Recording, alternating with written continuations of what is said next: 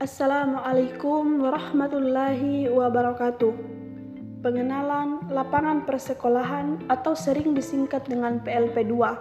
Nama Rahmi Ermusa, NIM 210520069, kelas PGMI 5C. Pengertian rencana pelaksanaan pembelajaran. Rencana pelaksanaan pembelajaran atau disingkat dengan RPP adalah pegangan seorang guru dalam mengajar dalam kelas.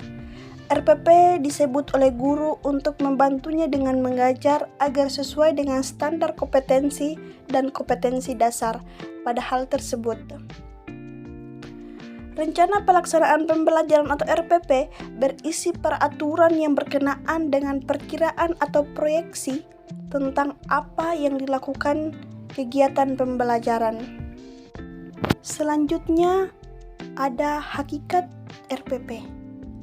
Menurut Permendikbud nomor 22 tahun 2016 tentang standar proses pendidikan dasar dan menengah menjelaskan bahwa rencana pelaksanaan pembelajaran atau RPP adalah kegiatan pembelajaran tatap muka untuk satu pertemuan atau lebih.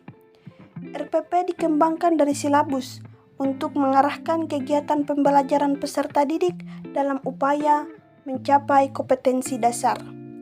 RPP yang menggambarkan prosedur dan perorganisasian pembelajaran untuk mencapai suatu kompetensi yang telah ditetapkan dalam standar isi dan jabaran dalam silabus.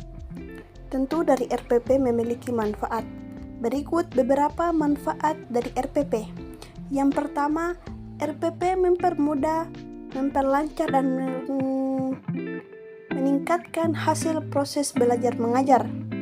Yang kedua, dengan menyusun RPP secara profesional, sistematis, dan berdaya guna, maka guru akan mampu melihat, mengamati, menganalisis, dan memprediksi aksi program pembelajaran sebagai kerangka kerja yang logis dan terencana. Yang ketiga, RPP adalah acuan guru untuk melaksanakan kegiatan pembelajaran agar lebih terarah dan berjalan secara efektif dan efisien. Keempat, RPP berperan sebagai skenario proses pembelajaran.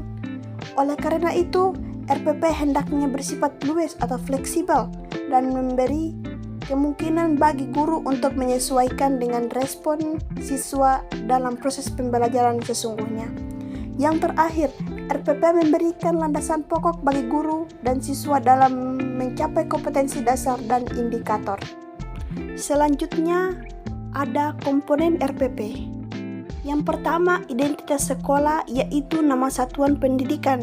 Yang kedua, identitas mata pelajaran atau tema atau subtema mencakup 1. Kelas semester, materi pokok. Ketiga, alokasi waktu ditentukan berdasarkan keperluan mencapai KD dan beban belajar dengan mempertimbangkan jumlah jam pelajaran yang tersedia dalam silabus dan KD yang harus dicapai. Yang ketiga, kompetensi dasar adalah sejumlah kemampuan minimal yang harus dikuasai peserta didik dalam pelajaran tertentu sebagai rujukan penyusunan indikator pencapaian kompetensi. Kompetensi dasar dalam RPP untuk berujuk kompetensi dasar yang tercantum dalam silabus. Yang keempat, indikator pencapaian kompetensi adalah perilaku yang dapat diukur dan atau diobservasi untuk menunjukkan ketercapaian kompetensi dasar tertentu. Kelima, tujuan pembelajaran. Keenam, materi pembelajaran. Yang ketujuh, model dan metode pembelajaran. Yang kedelapan, media pembelajaran. Dan 9, sumber belajar. Yang 10, langkah-langkah kegiatan pembelajaran. Dan yang terakhir adalah penilaian dalam RPP. Selanjutnya kita masuk di bagaimana cara menyusun RPP. Selanjutnya saya akan menjelaskan cara bagaimana menyusun RPP.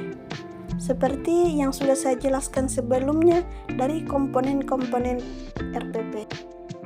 Di sini ada rencana pelaksanaan pembelajaran yang seperti yang saya sebutkan tadi bahwa dalam RPP ada identitas. Di sini ada Satuan Pendidikan SDN 15 Limboto.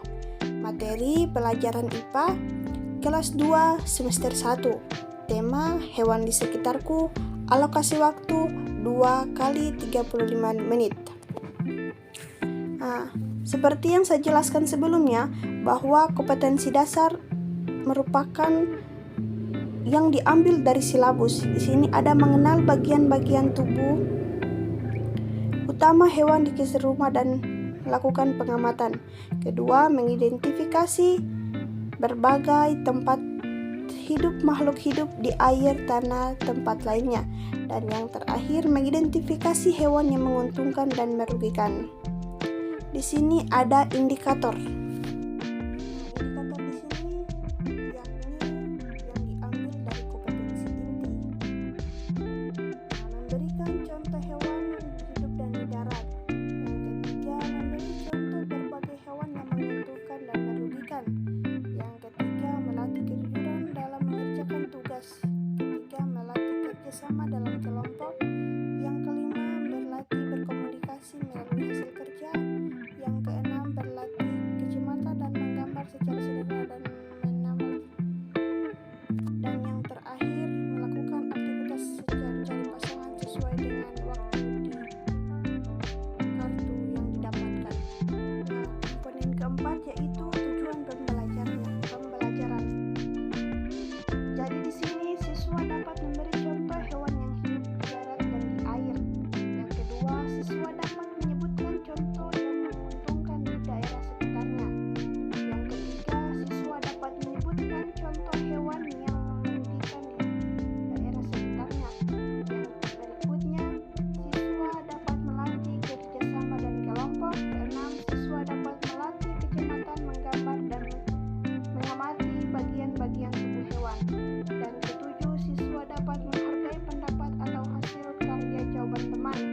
Kedelapan, siswa dapat terampil menggambar serta sederhana dan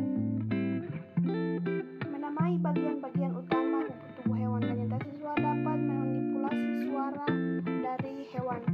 Jadi di situ dari tujuan pembelajaran merupakan rujukan seorang guru untuk bisa mencapai suatu pembelajaran.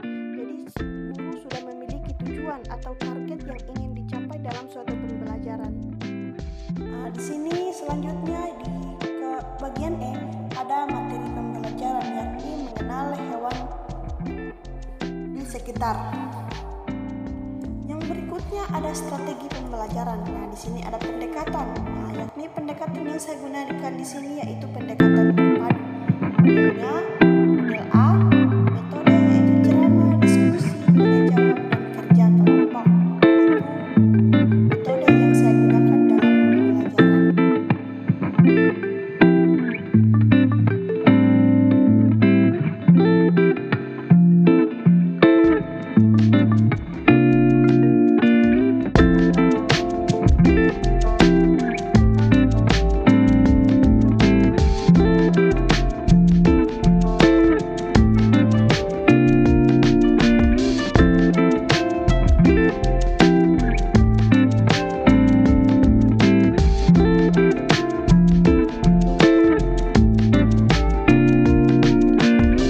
Selanjutnya kita masuk di anak untuk memberi siswa. Guru memotivasi siswa untuk melalui persepsi. Guru menanyakan kepada siswa hewan apa saja yang ada di darat dan di sekitarnya. Guru yang terus selanjutnya guru merespon jawaban masing-masing siswa dengan memberi tanggapan. Yang berikutnya, guru menyerangkan suatu pembelajaran dan kegiatan yang akan dilakukan. Selanjutnya kita masuk pada inti kegiatan atau kegiatan dalam pembelajaran, yaitu guru bersama siswa mengaitkan masalah materi pembelajaran secara guru berkeliling menjelaskan, mengamati, dan mencermati siswa. Berikutnya siswa berbagi pengalaman melalui ajar, siswa diperbolehkan langsung menanyakan sesuatu yang kurang yang berkaitan dengan pembelajaran. Yang berikutnya, setelah semua siswa dianggap sudah paham, guru memberikan lembar tugas secara latihan individu terlampir. Siswa menukarkan lembar tugasnya dengan teman sebangku. Guru bersama siswa membahas penyelesaian lembar tugas yang diberikan. Jadi dalam kegiatan inti ini saya menggunakan diskusi juga bagaimana siswa bisa bekerja sama. Terakhir itu ada penutup. Selanjutnya kita melihat sumber belajar, yaitu sumber belajar ada PPT dan alat yang digunakan kartu soal dan kartu jawaban. Di sini ada penilaian untuk kerja, pedoman penyekoran, atau di sini saya melihat bagaimana kemampuan siswa dalam melakukan pekerjaan yang diberikan oleh guru.